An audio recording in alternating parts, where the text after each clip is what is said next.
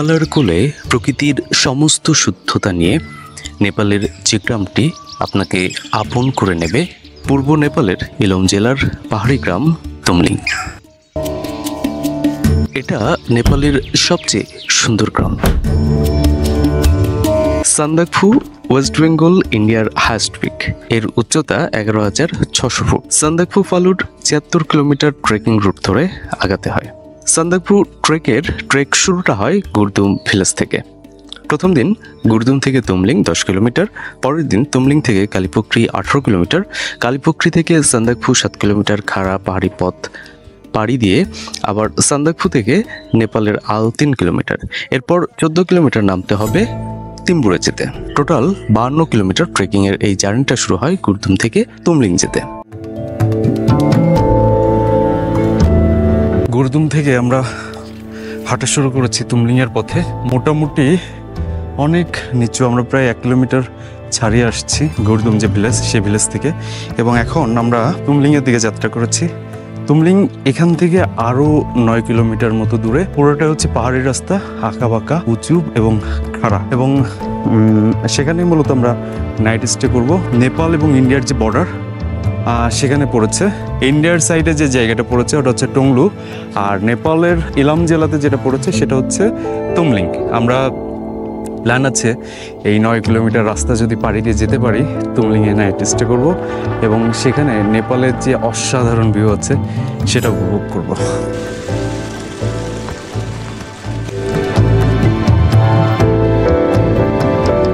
अभी ये क्लाउडी है ना, वहीं पे तुमलिंग क्लाउडी। तुमलिंग के बाद 2 किलोमीटर जाने बाद में हम लोग का रहने की जगह तुमलिंग आ जाएगा। अभी ये एक लामीधुरा एक गांव आएगा।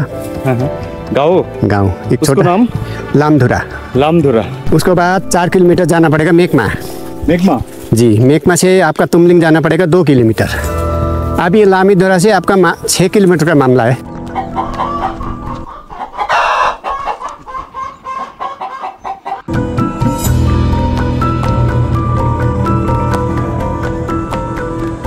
হিমালয় থেকে ছুটে আসা এর বিশুদ্ধ বাতাস, কাঞ্চনজঙ্ঘার অপার্থিব সৌন্দর্য, চারিধারে নীল পাহাড়ের সারি আপনাকে দেবে হৃদয় ছুড়ানো প্রশান্তি। সঙ্গে বাড়তি পাওনা একই ফ্রেমের বিশ্বের সর্বোচ্চ শৃঙ্গ এভারেস্ট। বিকেলের পরে আসা আলোয় কাঞ্চনজঙ্ঘা হতে এভারেস্ট ছুঁয়ে রাতের আধার নিচের জঙ্গলে ঘনিয়ে আসে। ঠান্ডা বাতাসের শিরশিরানি গায়ে মেখে গরম গরম চায়ে চুমুক দিতে বেশ ভালো লাগবে। সান্দাকফু যাওয়ার পথে অপার সৌন্দর্যের ডালি নিয়ে আপনাকে অভ্যর্থনা জানাবে।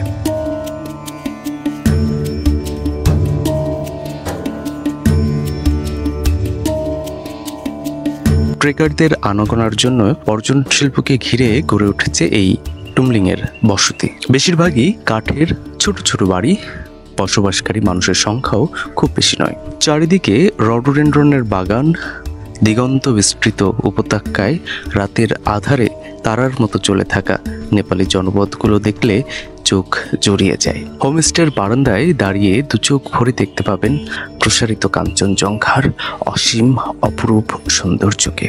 নেপাল সীমান্তের তুমলিংয়ে যেতে ভিসা পাসপোর্টের কাগজে বাধা নেই। পরন্ত বিকেলের সূর্যের আভায় কাঞ্চনজঙ্ঘার শায়িত বুদ্ধের ঝলক দেখলে মন জোড়াবে আপনার। इसमें 5 फैमिली रहता है। 5 फैमिली। जो उधर हम लोग रुके थे ना, उधर में 3 फैमिली। 3 फैमिली, 8 फैमिली सिर्फ है टोटल। तुमलिंग गांव में 8 घर। सबाई की नेपाली सब नेपाली। ये सब इधर नेपाल का सिटीजन वाला है। और नेपाल का सिटीजन। कोई स्कूल यहाँ का मेकमा में पहले तो था क्लास 4 का, अभी स्टूडेंट कम हो गया, इसीलिए वो अभी ऐसे अभी चलता नहीं, बंद हो गया। तो यहाँ का जितना भी बच्चा बच्ची दार्जिलिंग पढ़ते हैं, कोई इलाम पढ़ता है। दार्जिलिंग इलाम वही माने भंजन माने भंजन में टूल तक का स्कूल माने है। भंजन कितना दूर यहाँ से 12 किलोमीटर वो लिखा है तो यहाँ पे देखो 12 কিলোমিটার গতকাল গুরদুম থেকে পুরা 10 কিলোমিটার পাহাড়ি পথ ধরে ট্রেক করে করে আমরা তুমলিং এ আসছি। তুমলিং নেপালের ইলম জেলার একটি ছোট্ট পাহাড়ি গ্রাম। এখানে জনবসতি খুবই কম, তবে যারা রয়েছেন তারা কোনো না কোনো ভাবে হোমস্টের যে বিজনেস রয়েছে, অর্থাৎ তারা নিজেরাও থাকে এবং যারা গেস্ট আসেন তাদেরকেও থাকা এবং খাওয়ার ব্যবস্থা করে থাকেন। 10 কিলোমিটার রাস্তা। আমরা 8:30টায় রওনা করে এখানে আসছি 5:30টার দিকে। অনেক ছোট্ট সুন্দর একটা গ্রাম এবং মজার বিষয় হচ্ছে তুমলিংয়ে সবাই আসে কাঞ্চনজঙ্ঘা এখান থেকে চমৎকারভাবে দেখা যায় সব। এরপরে আমরা যাব নেপালেরই কালাপাকড়িতে, সেটা এখান থেকে 18 কিলোমিটার দূরে। মোটামুটি 18 কিলোমিটারই আজকে ট্রেক করে যেতে হবে এবং খুব শক্ত একটা ট্রেক আজকে হবে। এবং সেখানে আইডিয়া করছি হয়তো আমরা রডোডেন্ড্রন পেয়ে যাব এবং এখানকার পানি প্রচণ্ড ঠান্ডা। আমি যে ড্রেসটা পরে রয়েছি এটাই এই কয়েকদিন ধরেই পরে আছি, কারণ আমি আইডিয়া করতে পারিনি যে এখানে এত ঠান্ডা হবে। संदाकपुर ये पूरा मेघ है ना, मेघ ढका है ना, वो टॉप है संदाकपुर। और नीचे ये थोड़ा मिडिल थोड़ा बुगेल बुगेल दिख रहा है ना, ये नीचे में डाउन में ये है कालापोखरी। कालापोखरी इधर से हाँ ये कालापोखरी ये जी। और संदाकपुर टॉप टॉप पूरा बादल वाला। ओ माय गॉड, मेघे ढके আছে পুরোটা। जी धीरे धीरे। आज इधर ये तुमलिंग आज हम लोग तुमलिंग से अभी ब्रेकफास्ट करके यहाँ से ट्रैक चालू करेंगे। तो यहाँ से 14 किलोमीटर तुमलिंग टू कालापोखरी। ओके, तो अभी हम लोग ब्रेकफास्ट करके थोड़ा ताड़ाताड़ी हाटा शुरू।